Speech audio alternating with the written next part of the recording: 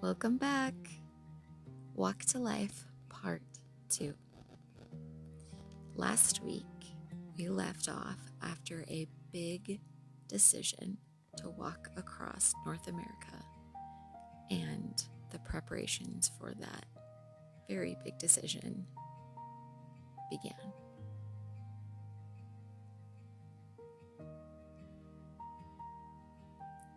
"48-hour miracle." Shortly after we made the decision to walk across the country, the weight of what that truly entailed began to sink in. I was terrified, and I could see that Kolton was feeling it too. Yet there was an undeniable spark in both of us, a conviction that compelled us to follow through on this bold choice. I felt inspired, like a calling that urged us forward, even in the face of complete uncertainty. In our attempts to prepare for an adventure that seemed impossible to plan for, a thought struck me. Let's drive our route. We could map out potential places to sleep, spots to eat, and maybe even connect with some sponsors before getting started. It was a plan born of both fear and hope. With a mix of excitement and trepidation, we loaded up what little we had into Kolton's cherry red BMW and drove to the gas station to fuel up just outside of downtown Salt Lake City. Once our tank was full, we'd make our way to Georgia to pick out our starting point somewhere along the beach on Tybee Island. Once that was done, we would turn around and drive back to map out the route we'd walk. But as fate would have it, our journey faced its first major hurdle before we even hit the road. We pulled up to the gas pump, and looking at each other, we expressed as much courage as we could. With all of the uncertainty that was being faced, Kolton took one more deep breath and got out of the car to fuel up.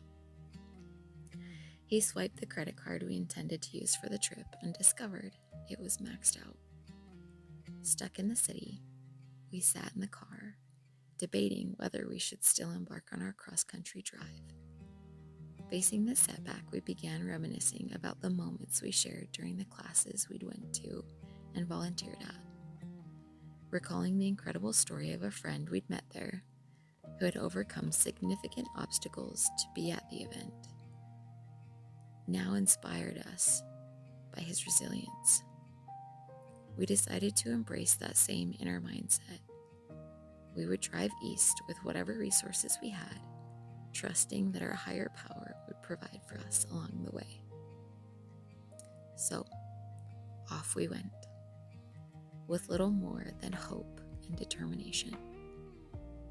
A few hours into the drive, as we passed through Evanston, Wyoming, Kolton remembered that our friend from our inspirational discussion earlier lived there.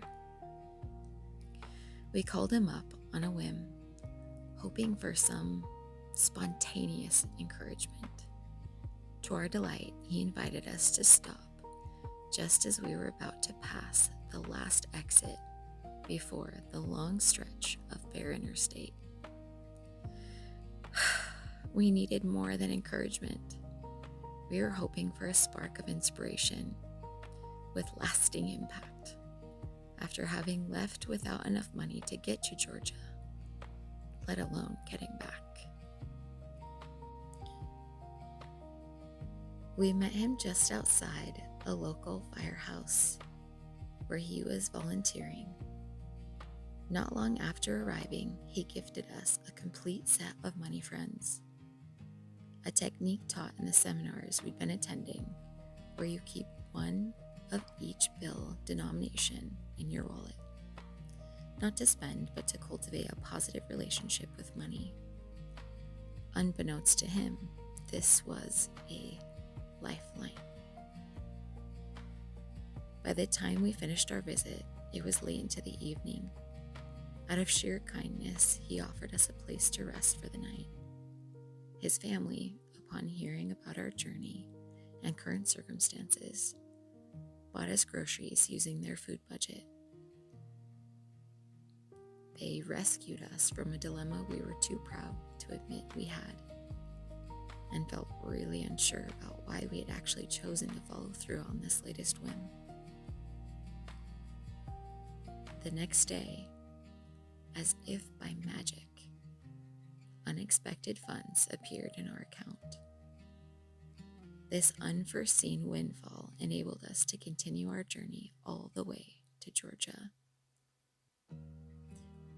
Once we arrived, low on funds, but high on determination, we set out to find our starting point as quickly as possible. We stood at 11th Street in Tybee Island, Georgia, where a bridge leads directly from the street to the beach. The vast ocean stretched before us, a stunning reminder of the monumental trek we were about to undertake. At that moment, we realized this was it, the spot where it would all begin. Our adventure had never felt more real.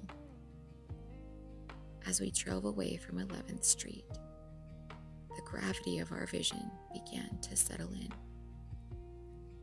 We planned to walk about 30 miles a day, meticulously scoping out potential sleeping spots along the way. But soon, it became clear that trying to plan this journey was not going to work that way. Instead, we decided to embrace the unknown and see what lay ahead. By 10 p.m., we'd crossed into Tennessee, where ominous hills loomed in the distance. Around 10:30, when we were entering a farming area, something felt off. But we stubbornly followed Google Maps deeper into the darkness. Before long, we found ourselves stuck in a ditch in the dark. We had seen the road continue up the other side and thought we could get a running start to propel ourselves up. Instead, we misjudged the depth and found ourselves trapped in thick mud, our tired wheels spinning out uselessly. For the next hour and a half, we did everything we could to extricate ourselves from that muddy predicament. Pushing and digging just to lay down sticks and rocks under the tires, trying to grab traction. Panic threatened to creep in, but we tried to remain hopeful and kind to each other despite the frustration mounting around us. Now, around 11:45 p.m., we saw headlights in the distance, and I began shouting for help. Relief washed over us as a group of officers and a visibly upset farmer approached. However, that relief quickly faded as they questioned us rigorously, assuming we were intoxicated for trespassing on private property in the middle of the night in a flashy sports car. After some dialogue, it became clear we were just that naive, enough to follow our GPS into a ditch. One officer took a particular interest in our story, genuinely listening as we explained our journey. With the help of him and his fellow officers, we tried for hours to free our car, but fatigue set in and it was clear we needed further assistance. To our surprise, the frustrated landowner decided to call a towing service with no heads up to us. Once the crew arrived, they tried pulling us out with their truck and an SUV, but the efforts didn't budge. Our car was stuck, and they nearly got stuck themselves. Eventually, they brought in a construction vehicle, a massive cat, which finally pulled us free. Third time's the charm. Exhausted, now nearly 5 a.m, we emerged from the ordeal covered in mud and with ruined shoes. Little did we know, this was only the beginning. We later discovered that the land belonged to a retired sheriff who had initially wanted to press charges against us for trespassing. Thankfully, the officer who'd been helping us advocated on our behalf, ensuring we were allowed to leave without any fines or legal troubles. "I can tell y'all are two good people out here trying to do a good thing," he said, privately during our unfortunate escapade. The good news was we could leave without criminal charges. The other news was that the towing company demanded $1,000 to release our car. We were dropped off at a cafe next to the tow yard because the tow company wasn't open for business yet. When we finally approached the company, we were confronted with that daunting fee, which we simply didn't have immediate access to. Unsure of our next steps, we decided to shift our focus. Instead of wallowing in despair, we drew upon the incredible lessons that we had learned in our classes and seminars over the past months. We resolved to look for resources and possibilities to change our circumstances, implementing everything we had absorbed. That entire day was exhausting, but we pushed on, mud-covered and weary. We called everyone we knew, offering mentoring appointments and energy work sessions over the phone. As we wandered through town, Kolton scoured city bulletins for local businesses to connect with, aiming to find new clients for his budding coaching services. Even though he was just beginning his certification program, he knew there was no time like the present. The towing company refused to let us stay in our car overnight, so we ended up getting a hotel room after nearly 40 hours without sleep.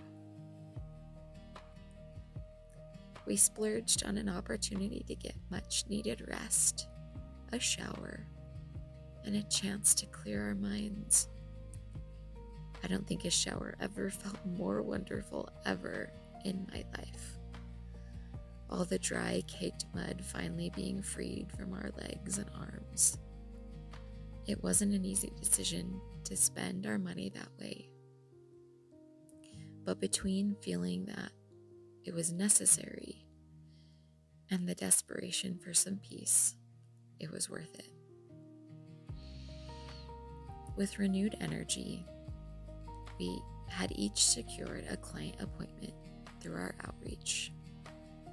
Kolton had a session that night, and I scheduled mine for the following day. The next morning, we committed ourselves to maintaining a positive mindset and finding the funds we needed. I took a call from my client in a grassy field, the only private spot I could find. Meanwhile, Kolton practiced new techniques, strategic journaling, and forgiveness meditations. After my session, I received a small financial boost from my client, and later, Kolton connected with a friend who didn't have time for a mentoring session, but was willing to lend us some money. With our goal closer in sight, but still needing more funds, we started wandering the town, keeping ourselves open to inspiration. With our bags and coolers strapped to us in ridiculous ways, we joked about how this was a great practice for our upcoming walk, keeping our spirits high. As the afternoon wore on, we were still far from our goal when I received a call from the officer who had helped us with the angry farmer.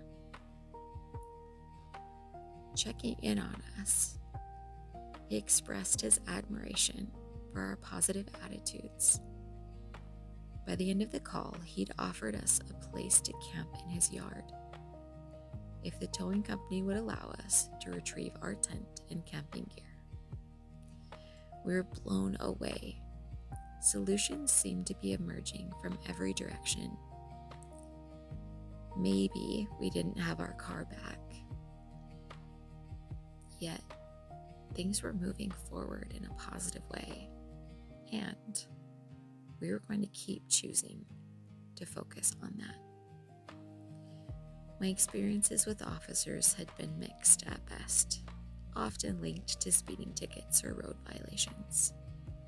However, this interaction shifted my perspective significantly. I remember hanging up the phone and crying,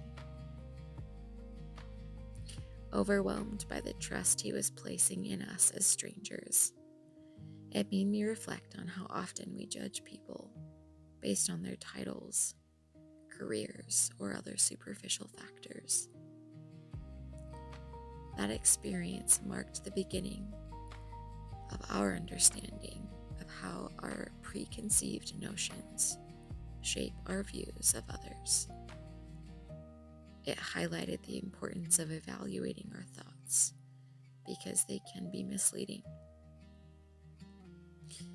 It began to teach my brain to ask, what if I'm wrong?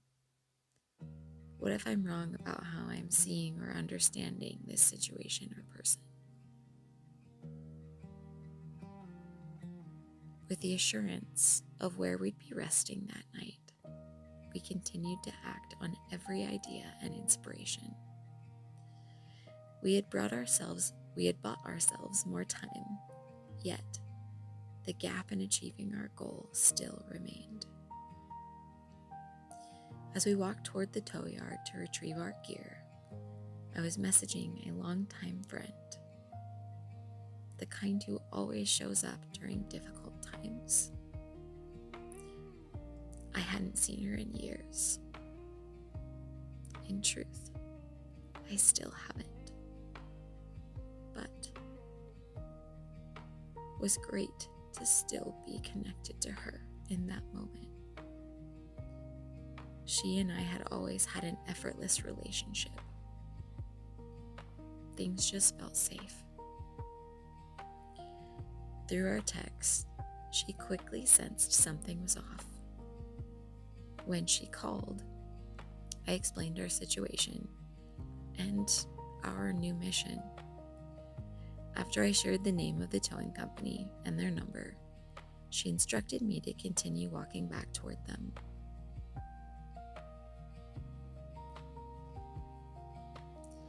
A funny feeling washed over me.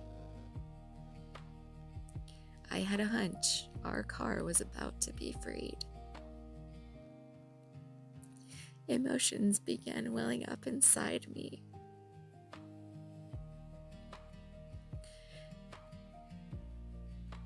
We followed her directions and walked to the towing company.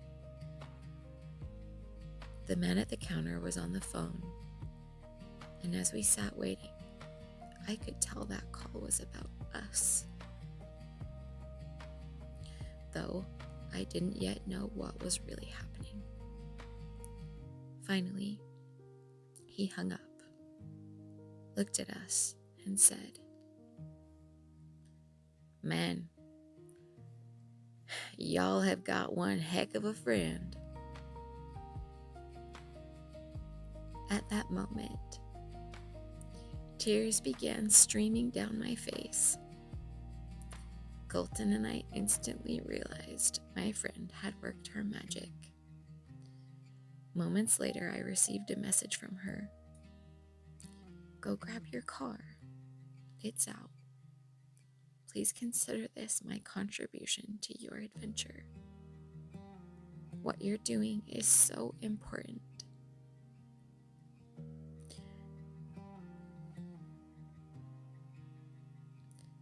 Her act of kindness was not something we were to repay, but to pay forward. One of the reasons I felt so deeply committed to making this walk a reality. With our beautiful, muddy red car free, we loaded our things and realized that the money we had just earned was enough to get us home. When we combined it with the rest of the money from our friend back in Evanston, deciding that returning home was the wiser choice, we called the officer to share our gratitude and update him on our situation. He was excited to hear about our progress and asked if he could introduce us to his wife before we left. I've kept her up on what's been going on, and she says she just has to meet y'all, he exclaimed. We chose a nearby meeting place, right back by the diner we sat in less than 48 hours before. Meeting this incredible officer and his amazing wife was heartwarming for all of us. We shared stories and exchanged compliments about all the good things we noticed through this experience, with promises to stay in touch and see them when we finally came walking back through their area. We set off to fill our tank and get a meal. With a full tank of gas and full bellies from a pleasant visit to Waffle House, we headed home. Our plan was to prepare for our trek. And although the path we took wasn't what we had envisioned, we gained invaluable insights for the journey ahead. This was our 48-hour miracle.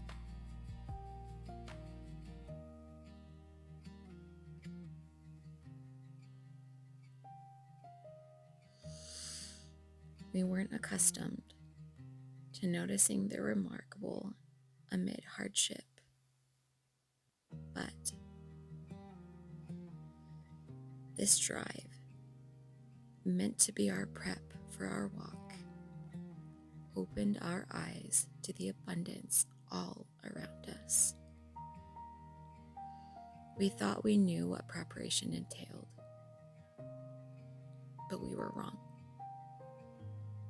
Instead, we were gifted with exactly what we needed, an experience that fueled our resolve and provided framework for how our walk would actually unfold.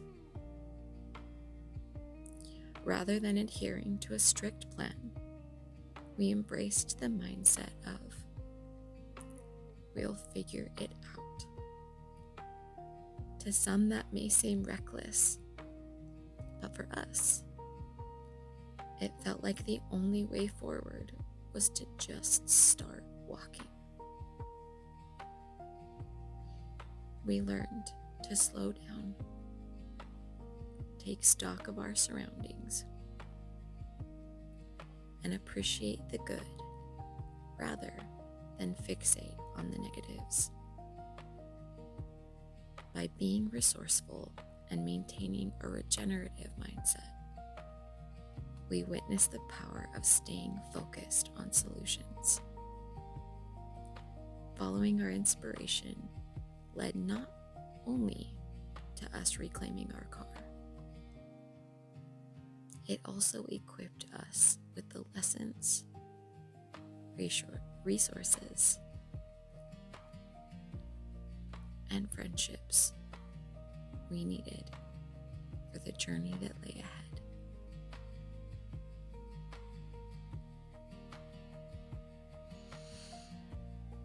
Getting to Tybee. For the next couple of months, our entire focus was following our intuition forward with whatever next best step we could come up with. With the support of a new friend who generously offered to build us a website to help share our walk, we were also encouraged to come up with, as he put it, a gimmick. Inspired by my love for the science fiction novel Scarlet, the idea took shape.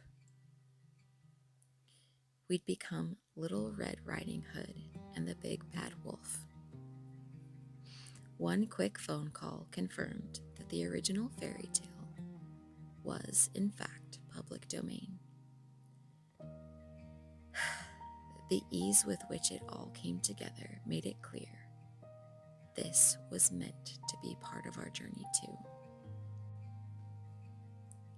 I have always had a love of costumes and dressing up, so every part of me sang at the opportunity to become a character for our walk. I began drawing in all the resources I could to create reasonable costumes that could hopefully make it across the country. I needed to consider something that was not only functional on a trek of this magnitude, but also something that wouldn't drive us crazy or add stress. I had gotten used to the discomforts that came with cosplay because it was worth it for the character. For the first time, I was focused more on just being recognizable as these fairy tale creatures than having a flawless rendition of any specific version. It wasn't easy to design, and though I'd done much in the world of costume creation, I became well aware that I was, in fact, an amateur.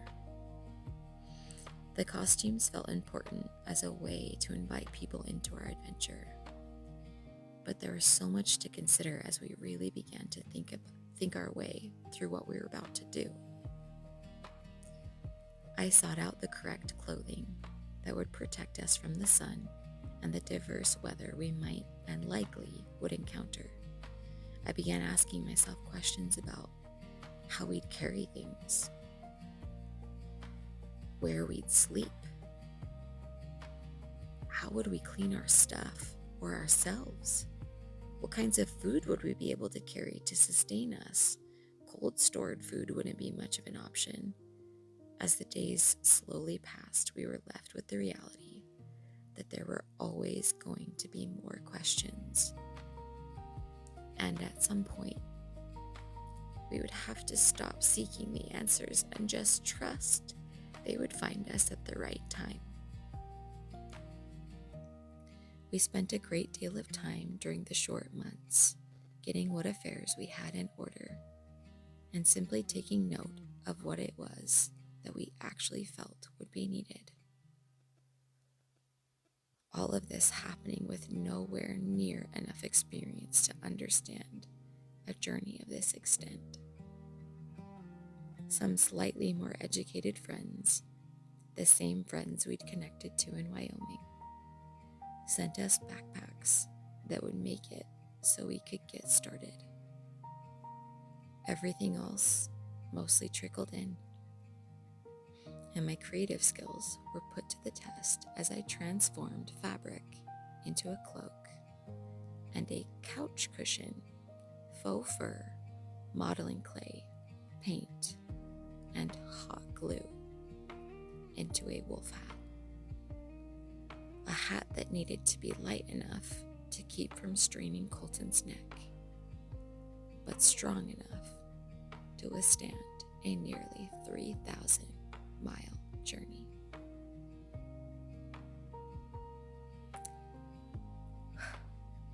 Warm War. Those weeks were filled with swings in emotion, lots of stress, various moments sitting down and meditating, seeking peace, and truly asking ourselves over and over again, are we really going to do this? As April began to pass by, we knew we were running out of time. We had committed to starting on May 1st, and we still needed to find a way to get out to Georgia if we were, in fact, going to go at all. We followed every thought to many inconclusive ends, hoping that one of them would magically stick and that we'd have a miraculous solution appear, just like in Tennessee. One day, after scouring Craigslist, seeking possible ride shares, I came across a listing seeking drivers from Utah to Iowa. Without skipping a beat, the next step slid into place before us, along with the reality that we were choosing the walk. Ready or not, these plans would solidify our decision, made only a few months earlier, and would be our point of no return. The vetting process began with conversations back and forth with beautiful Kali, trying to figure out if we could trust this stranger to help us start our journey. Simultaneously, she was deciding if she trusted this crazy young couple embarking on an adventure. It wasn't a solution to get us all the way out to Georgia, but it was a solution that would throw us back into the same energy of Tennessee, the great unknown. A special state where we saw how capable we were of finding the next right step and taking it. After several conversations and deciding that she was also comfortable with us, we solidified our plan to leave.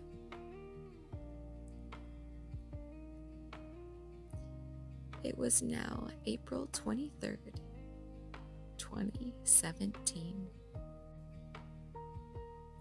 The night before, Kolton had followed his heart and connected with some estranged family that he knew he needed to see before he left.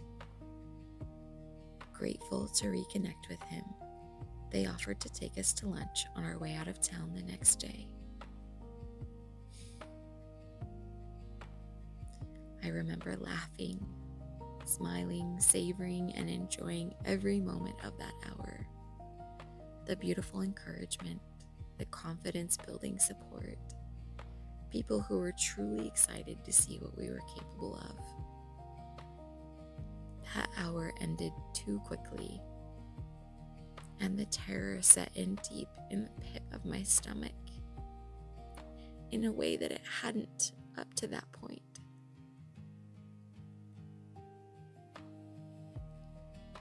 During the last few moments of lunch, the final arrangements were made for Kolton's beautiful cherry red BMW to be taken by his cousins. They planned to drop it off at the bank the next day. Cousins who were fully understanding of our unbelievable decision to voluntarily have his car repossessed. We knew we'd be unable to make payments and take care of it. And without having sold it, that was all we had thought to do. While we were away, we took that little bit of pressure off and surrendered to one more crazy part of our ridiculous plan. We left the restaurant and walked outside, and as we began giving hugs, our ride pulled up. Pulling into the parking lot was a kind, gentle, older woman. Stepping out of her car, she seemed excited to meet this bright, young, smiling couple, the ones who were going to help her. After having her double knee surgery, she needed the help to make it back to Iowa, to her home. We finished hugging his family, said our goodbyes, and parted ways. Driving away that day, as scary as it was completely exhilarating. Here I was, about to embark on the biggest adventure so far, spawned from the biggest idea I'd ever had. We drove through the night to get to Iowa as quickly and safely as possible, shuffling seats to take turns driving and enjoying the wisdom of this lovely stranger. As we rotated who was driving, the time seemed to pass quickly. We'd hoped that everywhere we went, we'd be met with pure enthusiasm and encouragement. Truth be told, during those moments, we were mostly met with discouragement. Colleen expressed her thoughts on how this adventure was going to tear apart our new relationship that was not even an entire year in yet. I remember being a bit indignant and thinking, this lady has no idea about who we are. Despite her challenging thoughts about the harm this adventure could cause our relationship, her very maternal presence was welcomed as we pulled into a gas station just before 8 in the morning in Des Moines, Iowa. She dug through her trunk looking for anything she could send with us, handing us sandwiches, and now with snacks in hand, she hugged us and wished us well on our way. We could see that it was hard for her to drive away. For the first time out on our journey, it was just the two of us. We took stock, went into the gas station, and looked at our maps to determine where in the world we were going to head next. East was all we knew. After a Google search, we quickly discovered that hitchhiking on the interstate in Iowa was illegal, so that wasn't an option. However, hitchhiking on the other major highways was fine. Discovering we were about 8 miles from a highway, I thought to myself then, and said aloud to Kolton, well, we knew we'd have to walk at some point. Maybe it's good we get a little practice in before actually starting. We left the gas station and headed towards what we hoped would be our opportunity to hitchhike our way to Georgia. It wasn't long before our bodies ached and the stark truth became apparent that our overly stuffed backpacks were too much to bear cross country. Now, a little disheartened, we had nothing to do but carry on. Straining ourselves forward, we continued. We got a handful of miles down the road, reached an intersection, and turned right to make our way toward the highway.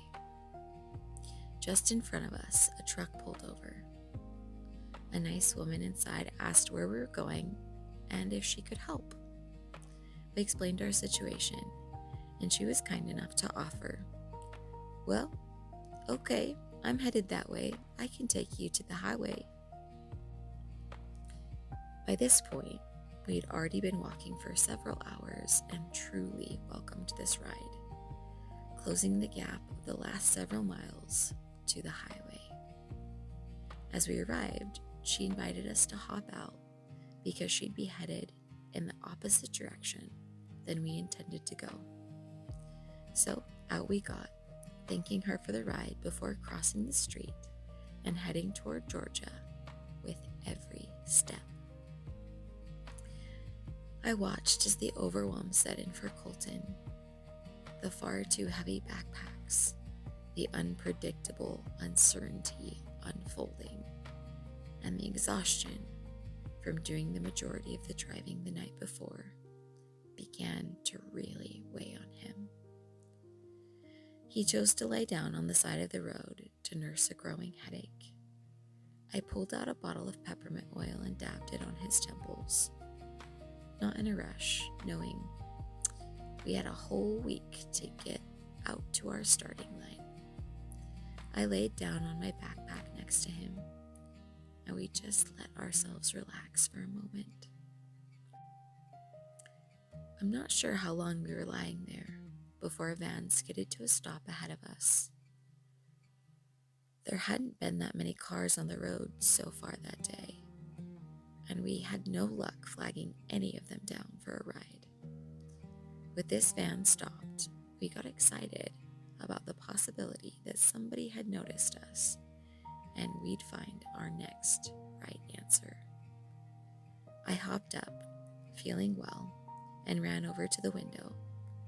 I was met by the most beautiful Puerto Rican family. They asked if we were okay. Yes, I said with a slight smile of hope on my face. Is there anything that you need? Came their reply.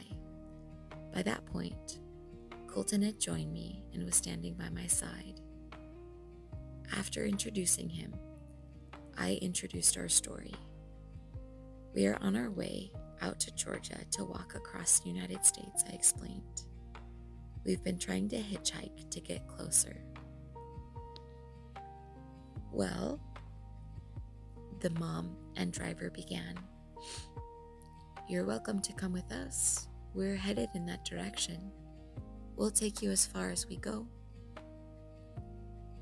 Excited by the prospect of even a couple hours closer to our destination, we thankfully accepted, feeling so incredibly grateful for the break from our backpacks and walking.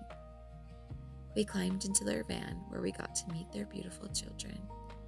The next couple of hours were a blast. Beautiful, curious faces asking us questions, teaching us Spanish words, and spending this unexpected quality time with us. They stopped at a Walmart,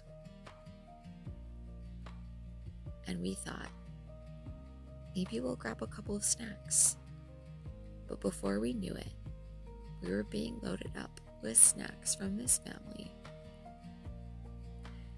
that insisted on us letting them support our journey.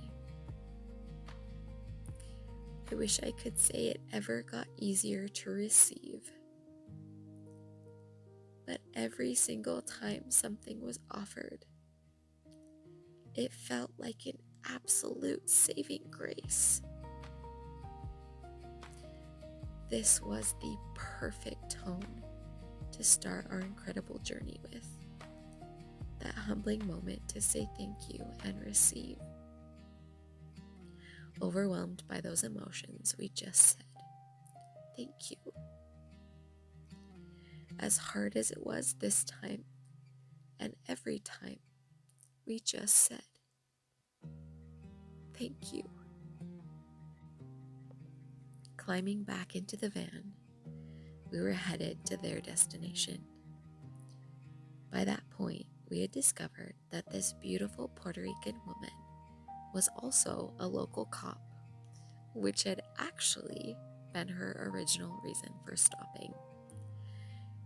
She'd been concerned about the possible dead person on the side of the road, only to find out we were not dead, just very tired. There was a train station next to where they were going. We thought we'd check it out, only to find that there was no train available at a price we could afford. Having left Utah with only $145, our 2 backpacks and each other, we didn't have much room for expensive travel. We spent the rest of that day hanging out beside the river, with this wonderful family. They introduced us to their friends. We shared pizza and watched as they went fishing. We experienced this as if we were all old friends just enjoying our time together. By the time the evening was coming to a close, we believed that we would just have to continue on foot until this family graciously invited us back to their van, very tenderly asking, "We've spent so much time together today.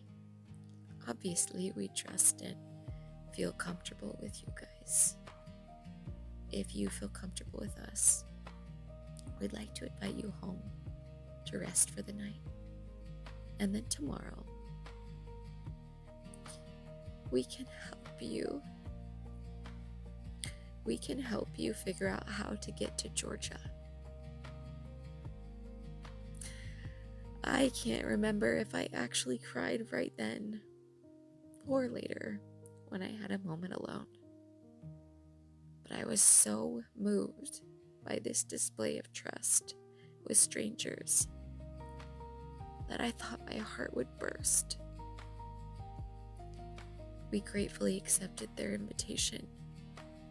We went home with them and their friends, and there I was blessed to be introduced to crazy corn. It was like being a kid all over again, all of us sprawled out in various places across the living room, with blankets and pillows, staying up late, watching a movie, laughing, and enjoying more time together. Somewhere, amid the playing and laughter, we were sat down by this couple and asked how much we could afford for a bus ticket to Georgia. At the time, we thought, well, not a lot. And we're hesitant, not wanting to completely demolish all the funds we had. We ended up telling them how much we had, trusting our intuition and wondering what they had in mind. Thoughtfully, they thanked us for the information, and we rejoined the fun. It didn't take long before we sat down again with them, and were told, "We've discussed it.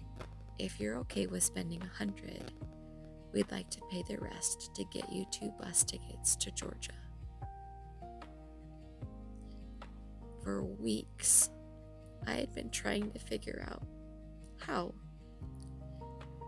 we were going to get out to Georgia just to be able to start this big adventure and follow our dream. It was only in hindsight that we realized this journey had already begun when we made the decision. And here I was wondering how this magic could have possibly been orchestrated. The attention to detail was so flawless that we were exactly where we needed to be the moment we needed to meet them. I'm sure there were tears rolling down our faces as we accepted their offer. Here, not because of planning or force on our part, was a way being delivered to us to get to Georgia.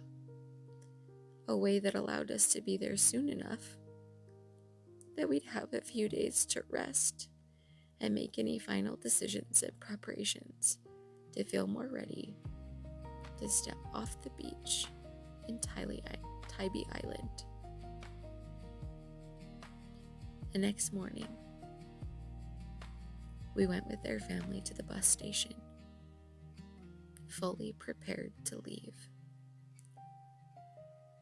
The bus heading where we wanted to go, however, wouldn't end up leaving till later that evening. I was so grateful for that extra time to say thank you for getting to be with this family. We savored the rest of the day with them and enjoyed one last meal before their whole beautiful family loaded up into their van to drive us to the bus station, together, hugging and crying, feeling grateful beyond words. We waved goodbye as we boarded a bus.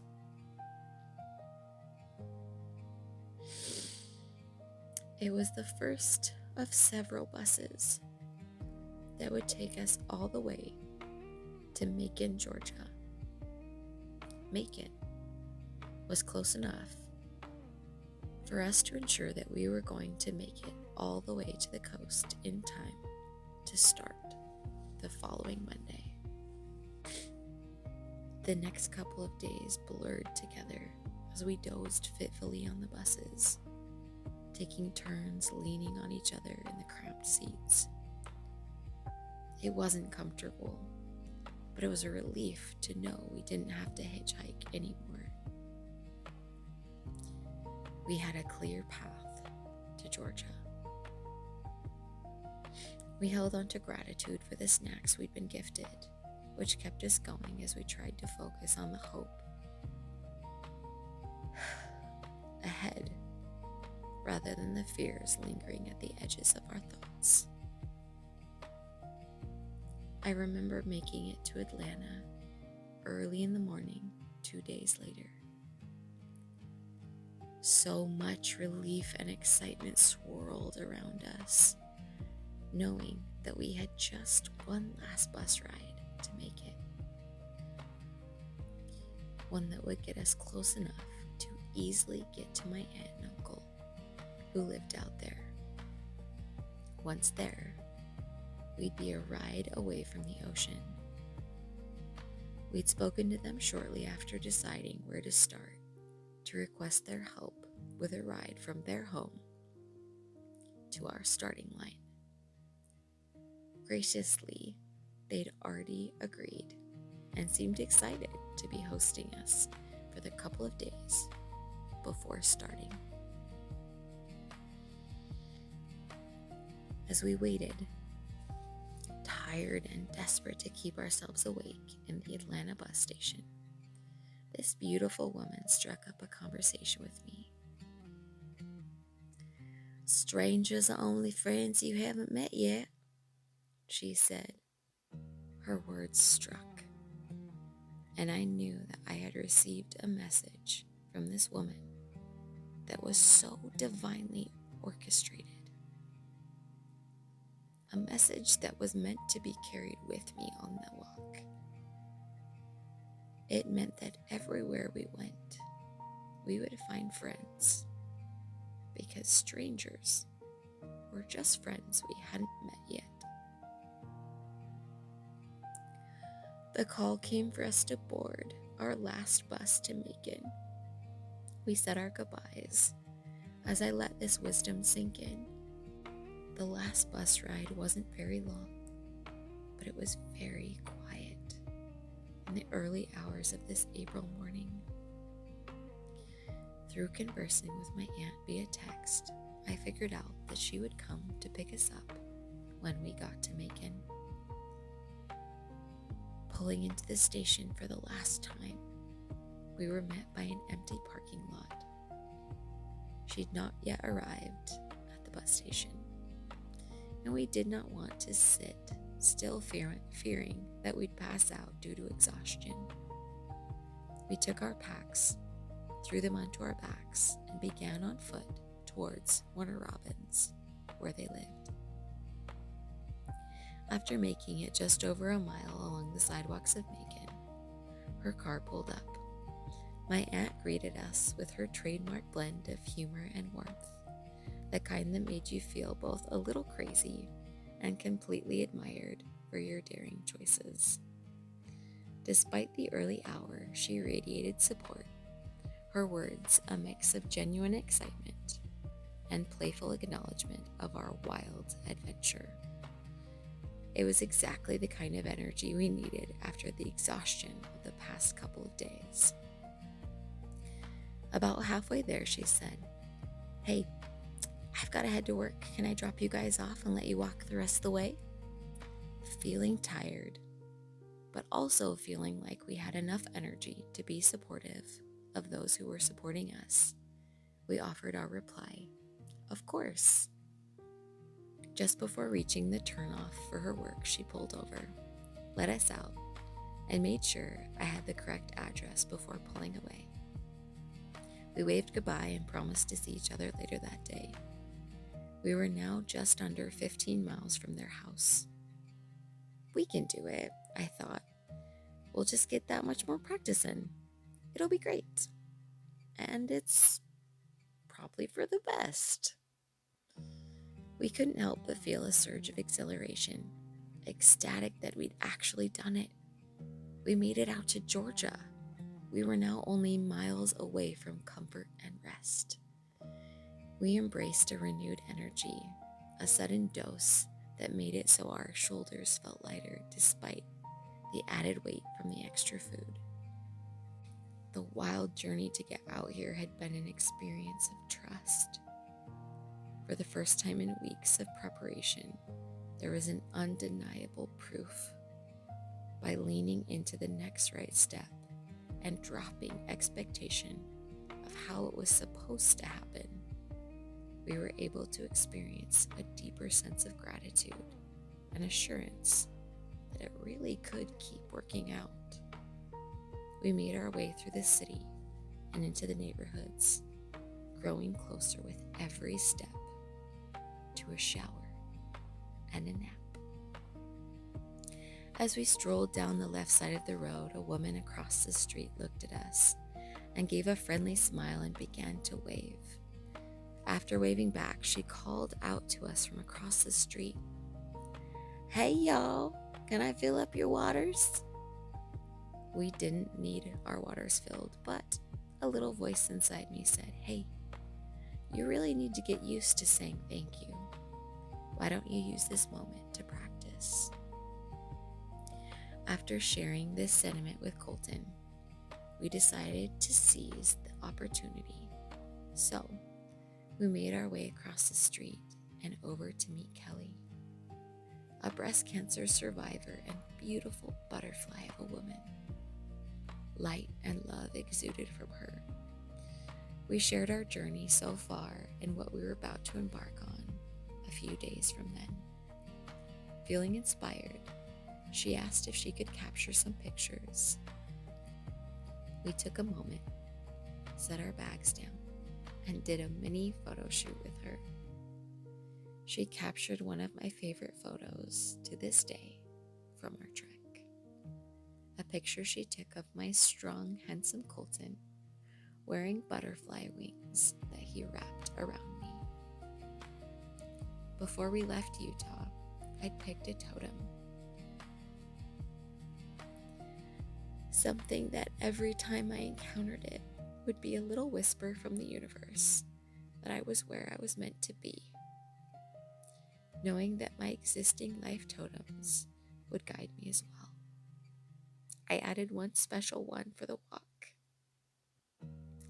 Butterflies.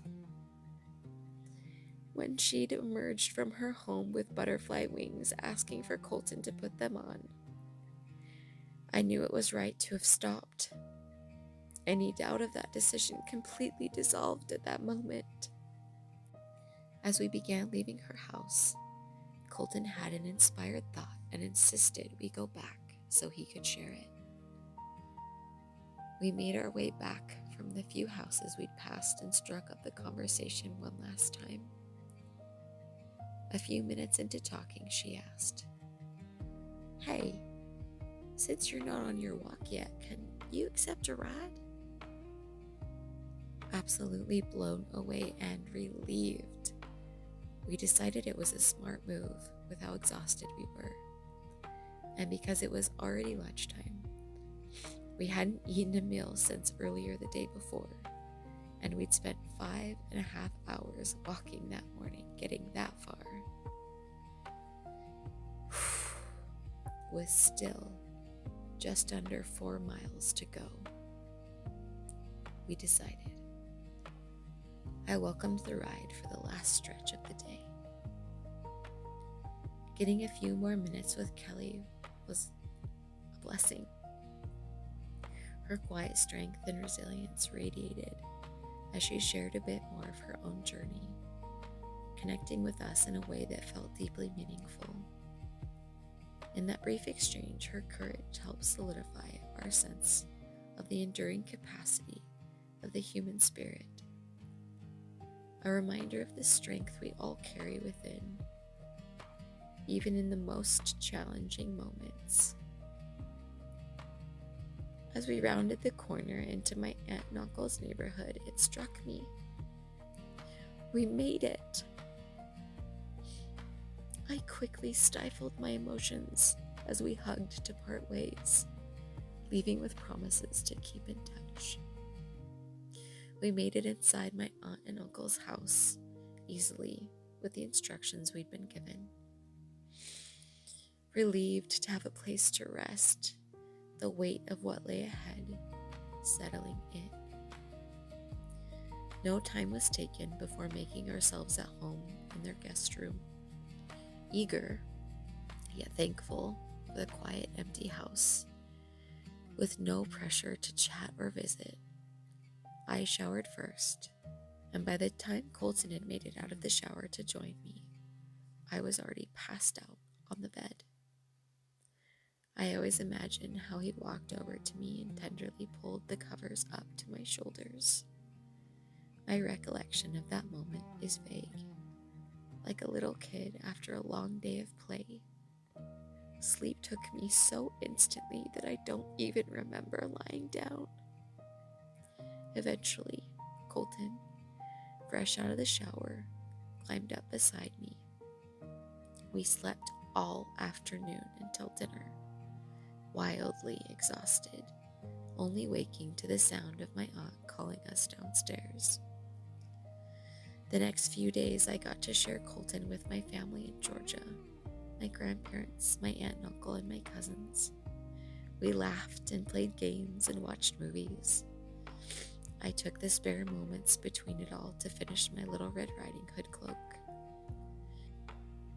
My cousin, who was thinking of joining the Peace Corps, had spare collapsible water pouches that my aunt had gotten for her that would serve as our first way to carry water on our trek. We were insanely grateful, as we didn't actually have a plan for how we would carry that necessary resource. Luckily, there was an answer for that too. An answer that found us. Letting go of the sting of embarrassment for neglecting such an important detail, we practiced the beautiful magic of just saying thank you. Our emotions were a roller coaster. We were on the verge of the greatest thing I'd ever considered doing. As terror would set in, so would our mind training. We'd counter it with positive stories, affirmations, prayers, and phone calls with friends offering support. Each day, we would work through what we needed to and continue to check in on everything we'd not yet prepared. Anchoring in, braving the first step. Finally slowing down, we took the time to go through all that we'd brought out to Georgia so we could pick each item that really seemed necessary or right to bring with us, giving away and parting with things deemed unnecessary. We lightened our loads by 5 to 10 pounds each. When all was said and done, our backpacks were reduced enough.